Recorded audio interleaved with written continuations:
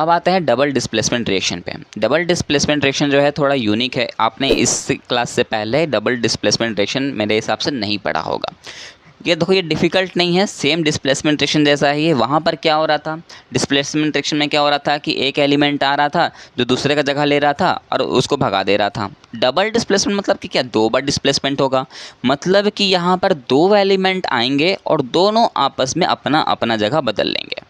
एक स्टोरी फिर से सुनाता हूँ। अब क्या हो गए, चार दोस्त हो गए, कोई भी ले लो, एक्स है ना, WXYZ ले लो, चारों दोस्त थे। W ले लेगा x की जगह, Y ले लेगा Z की जगह, तो ये उसको कहेंगे हम डबल डिस्प्लेसमेंट रिएक्शन। क्या कहेंगे उसको हम, डबल डिस्प्लेसमेंट रिएक्शन। मतलब यहाँ मार के ख़त्म नहीं कर रहे हैं, बस अपना अपना जगह बदल लिए, है ना, मार के ख़त्म नहीं कर रहा। उसमें तो देख रहे थे ना, जो आ रहा था भाई उसको उसने क्या किया, मारा, उसको भगा दे रहा था, बोल भाग यहाँ से, ऐसा इसमें नहीं कर रहा। यहाँ दोनों बस आपस में बॉडी बदल ले रहेंगे, है कि नहीं। अब देखो कैसे बदल लेंगे ना, उस एक्टिविटी पे समझते हैं। एक्टिविटी 1.10, एक्टिविटी क्या कह रहा है, 1.10 में आपको एक्टिविटी कह रहा है कि आपको दो टेस्ट ट्यूब लेने हैं। दोनों टेस्ट ट्यूब में आपको क्या करना है, एक में 3 ml सोडियम सल्फेट लेना है, एक में 3 ml बेरिलियम क्लोराइड लेना है। दोनों को मिक्स करना है और बताना है कि आपने क्या ऑब्जर्व किया। तो जब आप दोनों को मिक्स करोगे तो आपको ऑब्जर्व होगा कि यहाँ पर आपको फॉर्म होता दिखेगा बेरिलियम सल्फेट और सोडियम क्लोराइड। क्लियर है। अब देखो इसमें क्या हो रहा है, अब इसका इक्वेशन कैसे लिखते हैं वो देखो। लिखते हैं Na2SO4, जिसको सोडियम सल्फेट कहते हैं। उसके साथ रिएक्शन कर रहा था बेरिलियम क्लोराइड, मतलब BaCl2। कोई डाउट है क्या, कोई भी डाउट नहीं। रिएक्शन होगा तो क्या कर रहा है, देखो बेरिलियम ले लेगा सोडियम की जगह, सोडियम ले लेगा बेरिलियम की जगह, सेम बस वही आ जाएगा। देख लो, बेरिलियम को ले लिया किसके जगह, सोडियम की जगह, तो क्या हो जाएगा, बेरिलियम जब सोडियम की जगह ले लेगा तो हो जाएगा BaSO4, और जब सोडियम बेरिलियम की जगह ले लेगा तो बन जाएगा NaCl। क्लियर है। यहाँ तक कोई डाउट है क्या आपको? मेरे हिसाब से कोई डाउट नहीं होना चाहिए। डिस्प्लेसमेंट रिएक्शन में सिर्फ क्या हो रहा था, एक ही बार चेंज हो रहा था, लेकिन जैसे कि FeCuSO4 है तो Fe ले रहा था, SO4 के साथ अटैच हो जा रहा था, Cu को बाहर भेज दे रहा था। यह था सिर्फ displacement reaction. Double displacement reaction में दो बार रिएक्शन हो रहा है, और भी यहाँ पर कुछ भी नहीं है। यहाँ पर आपको ये भी कंप्लीट हो जाएगा।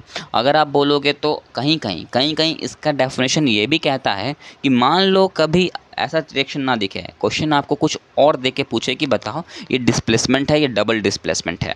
जैसे कि क्वेश्चन आपको मान लो दे देगा कि दो रिएक्शन रहेगा, रिएक्टेंट में आपको दिखा देगा कि जो एलिमेंट है उसके ऊपर जो आयंस हैं, अगर वो ट्रांसफ़र हो रहा है, मतलब एक दूसरे को ले दे रहे हैं, तो उस कंडीशन में भी उस रिएक्शन को हम डबल डिस्प्लेसमेंट रिएक्शन बोल सकते हैं। क्लियर है। एंड यहाँ पर आंसर भी लिखा है कि such reaction in which there is an exchange of ions between the reactants are called double displacement reaction. Clear है। पर ये ऐसे डिफ़िकल्ट क्वेश्चन आपको जल्दी नहीं पूछे जाते हैं, ज़्यादातर आपको इसी तरह का फॉर्मेट में दिया रहेगा जैसा कि आपको यहाँ एक्टिविटी 1.10 में दी गई है। तो आपको यहाँ पर तक में कोई डाउट नहीं होना चाहिए। नेक्स्ट टॉपिक है अपना oxidation and reduction. Oxidation and reduction, oxidation का मतलब होता है एडिशन ऑफ ऑक्सीजन और रिडक्शन का मतलब होता है रिमूवल ऑफ ऑक्सीजन। क्लियर है। अगर ऑक्सीजन आ रहा है तो हम कहेंगे ऑक्सीडेशन हो रहा है, अगर ऑक्सीजन जा रहा है, रिलीज हो रहा है, तो हम कहेंगे उसको रिडक्शन। यहाँ तक कोई डाउट है क्या? कोई भी डाउट नहीं है। तो चलो सबसे पहले फिर से इसमें एक्टिविटी है, एक्टिविटी 1.11। एक्टिविटी 1.11 क्या कहता है? एक्टिविटी 1.11 कह रहा है heat a china dish containing about 1 gram copper powder. क्या करो, चाइना डिस्क में 1 ग्राम कॉपर पाउडर को लो और उसको हीट कर दो। अब जब हीट करेंगे तो कैसे करेंगे, देख सकते हो। हीट करने के लिए हमें क्या क्या चाहिए, पहला तो बर्नर चाहिए, है कि नहीं। लैंप है तो उससे भी हीट कर सकते हो। बर्नर लिया हमने, बर्नर लेने के बाद क्या किया, ट्राइपॉड स्टैंड लिया। ट्राइपॉड स्टैंड के बाद हमने क्या रखा पाया, उसके ऊपर वायर लगाया, वायर गॉज लगाया। वायर गॉज के बाद हमने उसके ऊपर क्या रखा, उसके ऊपर हमने लिखा चाइना डिस्क। चाइना डिस्क के अंदर कॉपर पाउडर रखा, उसको बर्नर से हीट कर डाला। हीट जब करेंगे तो उसमें हमें देखने को मिलेगा oxidation of a copper two copper oxide. पहले क्या था, वो कॉपर था, लेकिन जैसे हम हीट करते हैं ना तो वहाँ वो उसके अंदर उसको क्या करता है, ऑक्सीजन लेता है। ऑक्सीजन के साथ वो रिएक्शन कर लेता है और बना देता है कॉपर ऑक्साइड क्या बना देता है, कॉपर ऑक्साइड। क्लियर है यहाँ पर। तो यहाँ पर ये कैसा था, ऑक्सीडेशन हो रहा था। किसका ऑक्सीडेशन हो रहा था, तो Cu का ऑक्सीडेशन हो रहा था। हमने देख लिया ऑक्सीजन का एंट्री का मतलब ऑक्सीडेशन हुआ। अभी अगर ऑक्सीजन रिमूव हो जाता तो हम कहते हैं रिडक्शन। दूसरा है, एक है CuO प्लस H2, उसका हीट हो रहा है और यहाँ पर बन रहा है Cu प्लस H2O। तो अब देखो यहाँ पर किसका ऑक्सीडेशन हो रहा है और किसका रिडक्शन हो रहा है वो आपको पहचानना है। तो देखो यहाँ पर CuO है, CuO है, उधर साइड जब रिएक्टेंट में क्या था, कॉपर के साथ ऑक्सीजन था, प्रोडक्ट में क्या है, कॉपर के साथ सिर्फ और सिर्फ कॉपर ही रहा।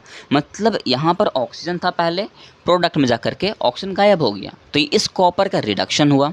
दूसरी बात यहाँ पर देखो, यहाँ पर हाइड्रोजन था, दूसरा मास जो हाइड्रोजन है उसके पास हाइड्रोजन, प्रोडक्ट में जो हाइड्रोजन था उसके साथ ऑक्सीजन अटैच हो गया। मतलब पहले तो ऑक्सीजन नहीं था, अब जा कर के ऑक्सीजन आ गया, तो इस हाइड्रोजन का क्या हुआ, ऑक्सीडेशन हुआ। तो यहाँ बोल सकते हो कि हाइड्रोजन का ऑक्सीडेशन हो रहा है और कॉपर का रिडक्शन हो रहा है। उसी तरह और भी रिएक्शंस आपको दिए गए हैं, जैसे ZNO प्लस C है, रिएक्शन होकर बना रहा है Zn प्लस CO। तो आप इसमें बताना है कि किसका ऑक्सीडेशन हो रहा है, किसका रिडक्शन हो रहा है। मैं एक बता देता हूँ, एक आप करोगे घर में। ZNO है, पहले देखो यहाँ रिएक्टेंट में देखो, Zn के साथ O है, प्रोडक्ट में Zn के साथ O नहीं है। इसका मतलब पहले O था, ऑक्सीजन था, अब ऑक्सीजन नहीं है, तो इसका हो जाएगा रिडक्शन। अब बात करते हैं कार्बन का। तो कार्बन के पास देखो रिएक्टेंट में ऑक्सीजन नहीं था पर प्रोडक्ट में ऑक्सीजन आ गया है, तो कहीं ना कहीं इसका ऑक्सीडेशन हुआ है। तो हम बोल सकते हैं कार्बन का ऑक्सीडेशन हुआ है और Zn का रिडक्शन हुआ है। बस दूसरा जो क्वेश्चन है वो आपको खुद से प्रैक्टिस करनी है। क्लियर है। तो यहाँ तक हमारा ऑक्सीडेशन भी कंप्लीट हो गया और रिडक्शन भी कंप्लीट हो गया, जो कि हमारा लास्ट रिएक्शंस के अंदर आता था। उसके अलावा जो है, उसके बाद जो है दो चीज़ और हमें पढ़नी है, वह है कोरोजन क्या होता है और रेंसिडिटी क्या होती है। क्लियर है। तो अब बात करते हैं कोरोजन। कोरोजन का मतलब अगर मैं बताऊँ ना, तो कोरोजन का मतलब होता है सड़ना। क्या होता है, सड़ना।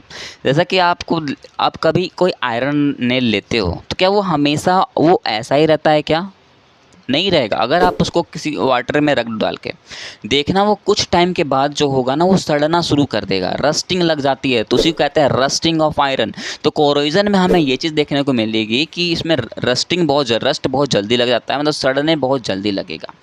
अगर हमें उसे सड़ने से बचाना है तो उसको या तो कहीं यूज करके रख दो, है कि नहीं। सड़ने से अगर बचाना है तो कहीं यूज करके रख दो, पानी में डुबा करके हम इसको नहीं रख सकते हैं, है कि नहीं। तो यहाँ पर वही लिखा है कोरोजन में, you must have observe then iron articles are shiny when new. हम सबको पता है जब वो न्यू में लेते हैं तो बहुत ही साइनी करता है, बट वो धीरे धीरे कैसा हो जाता है, रेडिश ब्राउन कलर का पाउडर में कन्वर्ट हो जाता है कुछ टाइम के बाद, जिसको हम कहते हैं rusting of iron.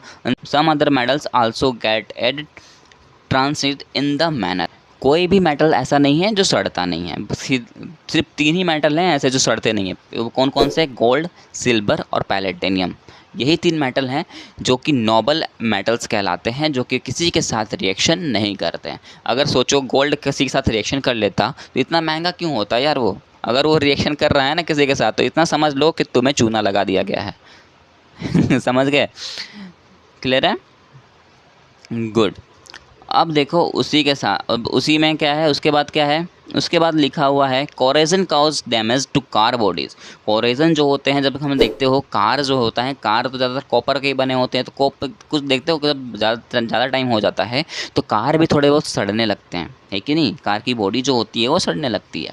Iron railing, ships and object made of metals, जो भी मेटल्स हैं अगर देखो तो वो कभी ना कभी तो सड़ेंगे ही सड़ेंगे, कोरोजन कभी ना कभी तो उस पर लगेगा ही लगेगा। दूसरा है रेंसिडिटी। रेंसिडिटी कहने का मतलब है कि मान लो कोई चीज़ सड़ रहा है और हम उसे बचाना चाहते हैं। जैसे कि देखो, हैव यू एवर टेस्टेड और स्मेल द फैट और oil containing food materials left for a long time. अगर हमें किसी भी चीज़ को लंबे टाइम तक चलाना है तो उसे बचाना पड़ेगा, उसे सड़ने नहीं देने होगा। सड़ने से अगर हमें बचाना है तो उसको लिए क्या करना पड़ेगा, हमें उसको प्रोटेक्ट करना होगा। तो जैसे कि प्रोटेक्ट कैसे कैसे करते हैं, हमने अचार रखते हैं कि नहीं रखते हैं, रखते हैं। किस में डुबा के रखते हैं, ऑयल में डुबा के रखते हैं ना।